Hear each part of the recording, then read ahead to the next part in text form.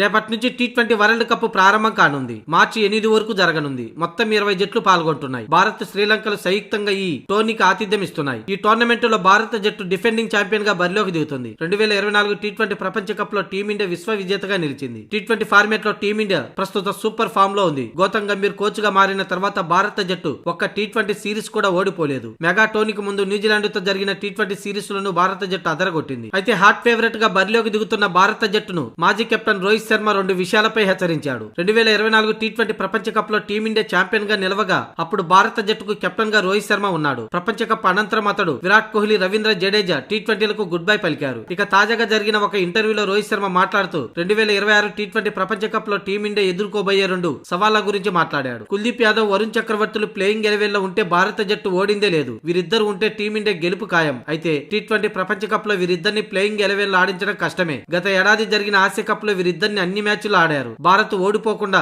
Title నెగ్గింది. అయితే T20 ప్రపంచ కప్ లో మాత్రం ఇది జరిగే అవకాశం లేదు. ఎందుకంటే భారత్ నెంబర్ 8 వరకు బ్యాటింగ్ చేసేలా ప్లేయింగ్ 11 ను సెలెక్ట్ చేసింది. ఇక భారత్ తన మ్యాచ్లను ఇండియాలోనే ఆడుతుంది కాబట్టి ఇద్దరు స్పిన్నర్లతో వెళ్లాలని ఉద్దేశం ఉంటుంది. వరుణ్ చక్రవర్తితో పాటు కుల్దీప్ యాదవ్ గనుక ఆడించాలనుకుంటే అప్పుడు ఒక బ్యాటర్ లేదా పేసర్ ను తప్పించాల్సి ఉంటుంది. అయితే ఇది జరగడం కష్టమే. పాకిస్తాన్ తో జరిగే గ్రూప్ మ్యాచ్ ను టీమిండియా కొలంబో వేదికగా ఆడే ఛాన్స్ ఉంది. అక్కడ మాత్రమే భారత్ 3 స్పిన్నర్లతో ఆడే అవకాశం ఉంది. మిగిలిన మ్యాచ్ల్లో వరుణ్ చక్రవర్తి, కుల్దీప్ యాదవ్ లలో ఒకరికే ఛాన్స్ ఉంది. ఎందుకంటే ఆల్రెడీ అక్షర్ పటేల్ రూపంలో తుది జట్టులో మరో స్పిన్నర్ ఉన్నాడు. అందుకే కుల్దీప్ యాదవ్, వరుణ్ చక్రవర్తిలలో వరుణ్ చక్రవర్తికి మొదటి ప్రాధాన్యంగా ఛాన్స్ రానుంది. ఇక మరో సవాల్ ఏంటంటే 2024లో జరిగిన టీ20 ప్రపంచ కప్ లో టీమిండియా తన మ్యాచ్లను డే టైమ్ లో ఆడింది. డ్యూ మాటే లేదు. అయితే ఈసారి మాత్రం ప్రపంచ కప్ మ్యాచ్లు నైట్ ఆడాల్సి ఉంది. దాంతో రెండోసారి బౌలింగ్ చేసే జట్టుకు డ్యూ సమస్య ఉంటుంది. 2021లో జరిగిన టీ20 ప్రపంచ కప్ యుఏఈ వేదికగా జరిగింది. ఆ సమయంలో డ్యూ వల్ల రెండోసారి బౌలింగ్ చేసిన జట్టుకు ఇబ్బందులు ఎదురయ్యాయి. సెమీస్, ఫైనల్ మ్యాచ్ లో రెండోసారి బ్యాటింగ్ చేసిన జట్లే నెగ్గాయి. ఈ 2 కారణాలనే రోహిత్ శర్మ ప్రస్తావించాడు. రోహిత్ శర్మ చేసిన ఈ వ్యాఖ్యల్లో